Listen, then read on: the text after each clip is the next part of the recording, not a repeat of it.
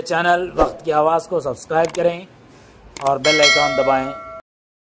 नाजरीन, वक्त की आवाज़ चैनल में आपका इस्तकबाल है। नाजरीन, बल्दिया कौंसिल हाल अदुनी में आज एक अवामी मीटिंग का इनेकाद अमल में आया। ये मीटिंग प्रजा वेदिका के नाम से रुकन असम्बली अदोनी की सदारत में मुनाकिद हुई। इस मौके पर रुकन assembly अदोनी, municipal commissioner, municipal chairman, मुख्तलिफ सियासी पार्टी और तंजीमों के कायदीन के अलावा मुख्तलिफ शोबा-ए-जात के अफसरान शरीक रहे। प्रजा वेदिका मीटिंग का मकसद आवाम से मशवरे हासिल करना, इनके मसाइल को सुनना और अदोनी शहर में तरक्याती कामों को आगे बढ़ाना है। इस मौके पर अदोनी सिविक सोसाइटी की जानिब से शहर से ताल्लुक़ रखने वाले कई मसाइल सामने रखे गए। सिविक सोसाइटी के ज़िम्मेदारान ने बताया कि अदोनी शहर में सबसे ज़्यादा जो मसला है वो ट्रैफिक के ज़्यादा होने को लेकर देखा जा रहा है। उन्होंने ट्रैफिक को कम करने के लिए बाईपास सड़कों के इस्तेमाल का मशवरा दिया। इस पर पुलिस अफसर ने जवाब देते हुए बताया कि शहर में ट्रैफिक ज़्यादा होने का मसला गाड़ियों के ज़्यादा होने को लेकर है। आवाम को गाड़ी पार्क करने के लिए कहीं भी जगह नहीं मिलती। ये अदोनी म्यूनसिपाल्टी का काम है कि वो आवाम की सहूलत के लिए पार्किंग के लिए जगह बनाने का इंतज़ाम करे। फिर रेलवे गेट ना होने को लेकर रेलवे पटरियों के उस पार रहने वाले अवाम को होने वाली तकालीफ का जिक्र करते हुए करीब में रेलवे गेट कायम करने का मुतालबा किया गया। इसके जवाब में रेलवे अफसरान ने कहा कि करीब में अंडरग्राउंड रास्ता बनाने की कोशिश जारी है। अदोनी शहर में आवाम को सैर व तफरीह के लिए पार्क की कमी देखी जाती है। अदोनी शहर में पार्क की कमी को भी पूरा करने का मुतालबा किया गया। सड़कों की तोसी और ड्राइनेज की सफाई का भी मुतालबा किया गया। ड्राइनेज की सफाई ना होने पर सड़कों पर गड्ढे पड़ने और हादसात होने का खदशा जाहिर किया गया।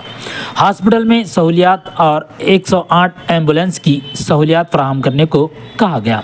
अदोनी सिविक सोसाइटी के अलावा मुख्तलिफ सियासी पार्टी के कायदीन, तंजीमों के अरकान और आम आवाम ने भी अपने सवालात रुकन असम्बली अदोनी और मुख्तलिफ शोबा-ए-जात के अफसरान के सामने रखे।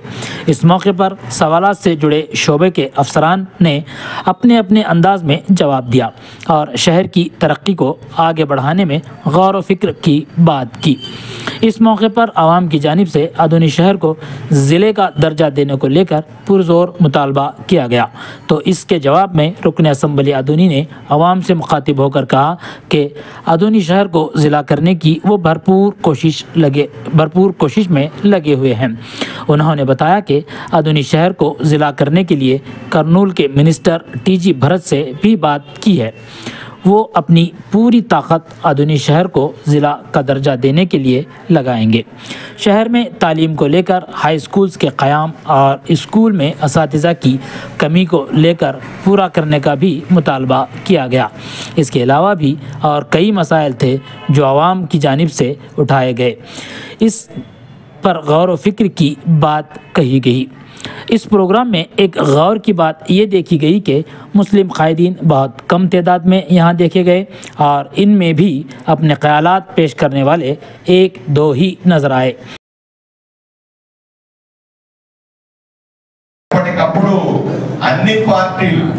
పార్టీలకు అతీతంగా కుల మతాలకు అతీతంగా అందరూ ఒక వేదిక మీదకి వచ్చి ఈ రోజు అభివృద్ధి కోసం చర్చించడం అనేది తప్పనిసరిగా చారిత్రాత్మక అంశం అని చెప్తాము. ఇది రాష్ట్రంలో కూడా ఒక పెద్ద రికార్డ్ అని చెప్పాలి. ఎందుకంటే ఎక్కడా కూడా నాకు తెలిసినంత వరకు కూడా ప్రతిపక్షాలతో కూడా పిలిచి మనల్ని విమర్శించే వాళ్ళని కూడా పిలిచి కూర్చోబెట్టుకొని అయ్యా మీకు మీ అభిప్రాయాలు చెప్పండి, ఈ ఊరిని అభివృద్ధి చేసుకోవడానికి మీ వంతు మీరేం చెప్పాలనుకుంటున్నారో చెప్పండి, మేము అధికారంలో ఉన్నాం, అధికారం నుంచి మేము ఏం చేస్తున్నామో చెప్తాం, అలాగే ప్రజలందరి దగ్గర సలహాలు సూచనలు తీసుకున్నాం, ముందుకు నడిపిద్దాం అన్నటువంటి చేసేటువంటి మొట్టమొదటి కార్యక్రమం ఆంధ్రప్రదేశ్ లో ఆదోనిలో మాత్రమే జరుగుతున్నందుకు అందరికీ కూడా ప్రత్యేకంగా నేను అభినందనలు తెలియజేస్తా ఉన్నాను. మా వాళ్ళ సమస్యలకి తప్పనిసరిగా నోట్ చేసుకోవడానికి ఎవరెవరు ఏదో చెప్పుకొని పోయినామంటే కూడా లాభం లేదు కదా. నోట్ చేసుకోవడానికి అధికారులు కూడా మనం అందరినీ పిలిపించాం. అందరూ అధికారులు కూడా ఇక్కడ ఉన్నారు. అందరూ ఇక్కడ ఉంటే అందరికీ మాట్లాడే అవకాశం రావాలి. సాధారణంగా మైక్ తీసుకుంటే గంట ఎవరన్నా మాట్లాడారు. అంత ఇక్కడ ఉన్న వాళ్ళందరూ ఉద్దండులే, ఎవరికి మైక్ ఇచ్చినా గంట మాట్లాడతారు. కానీ సమస్యలు పరిష్కారం కావు కాబట్టి ఒక సమయాన్ని మాత్రం నిర్ణయించాల్సిందిగా సొసైటీ సభ్యులకు చెప్తా ఉన్నాను. బాధ్యత తీసుకోవాలి. ఎవరు మాట్లాడినా 1 నిమిషం మాట్లాడాలి. ఎవరైనా మాట్లాడచ్చు, ఏమైనా మాట్లాడచ్చు. ఎటువంటి పరిమితులు లేవు, ఎటువంటి ఫిల్టరింగ్ కూడా ఏమీ లేదు. ఎవరు మాట్లాడినా 1 నిమిషం మాట్లాడితే దానికి సంబంధించినటువంటి ఆఫీసర్ తన రిమార్క్స్ చెప్తాడు. దానికి సంబంధించిన ఆఫీసర్ నోట్ చేసుకుని వచ్చే సమావేశం కూడా దీన్ని మీకు తెలియజేస్తాడు. నేను మీ అందరికీ తెలియజేస్తా ఉన్నా, ఈ 1 రోజుతో అయ్యే కార్యక్రమం కాదు ఇది. విడతల వారీగా దీన్ని మరింత పెద్దదిగా చేసి తప్పనిసరిగా 2 నెలలకు ఒకసారి అంటారా, 3 నెలలకు ఒకసారి అంటారా, ఏదో రకంగా దీన్ని మరింత ముందుకు తీసుకెళ్లి ఆదోనిలో ఉన్నటువంటి ప్రజలందరి అభిప్రాయాన్ని సేకరించి తద్వారా ఆదోని అభివృద్ధికి పాటుపడతామని మీ అందరికీ తెలియజేస్తూ ఈ అవకాశం నాకు ఈ సమావేశంలో ఆదోని జిల్లా అన్నది సర్వరోగ నివారణి, అది అయ్యి తీరాల్సిందే. అది ప్రజల సెంటిమెంట్ మాత్రమే కాదు, అత్యవసరము అని నేను సాక్షాత్తు అసెంబ్లీ సాక్షిగా చెప్పిన ఆ రోజు ఈ రోజు ఏ రోజుకైనా చెప్తాను. దాన్ని సాధించి తీరాలని నేను మాత్రం గట్టిగా చెప్తాను. కానీ మీ అందరికీ తెలుసు, నేను ముఖ్యమంత్రి గారికి కలిసి నేను ఓ పక్క జిల్లా కావాలి, మండలాలు కావాలి, ఓ పక్క పోతా ఉంటే వెనకాల పోయి వద్దు అని చెప్పేవాడు మన చుట్టే కూర్చోన్నారు. మళ్ళీ ఏంటంటే నిన్ననే నేను మంత్రి గారితో మాట్లాడతా. మంత్రి గారితో, అయ్యా మా జిల్లా పెట్టారో లేదో మరి అన్యాయంగా ఉందయ్యా, దయచేసి మా జిల్లా ఇవ్వండియా, మా పేపర్లో రావాలేదని ఆదోని ప్రజలందరూ బాధపడతా ఉన్నారు.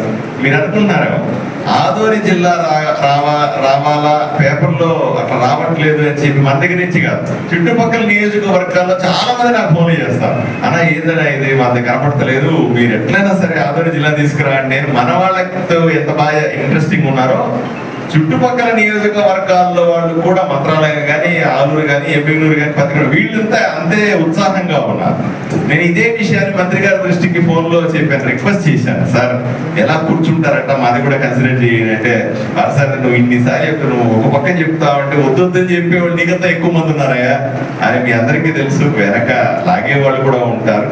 ఏది ఏమైనప్పటికీ కూడా దీన్ని సాధించి తీరుతామన్న విషయాన్ని మీ అందరికీ తెలియజేస్తాము. ఇది తప్పనిసరిగా చేయాల్సిన పని, అందరూ కలిసి రావాలి.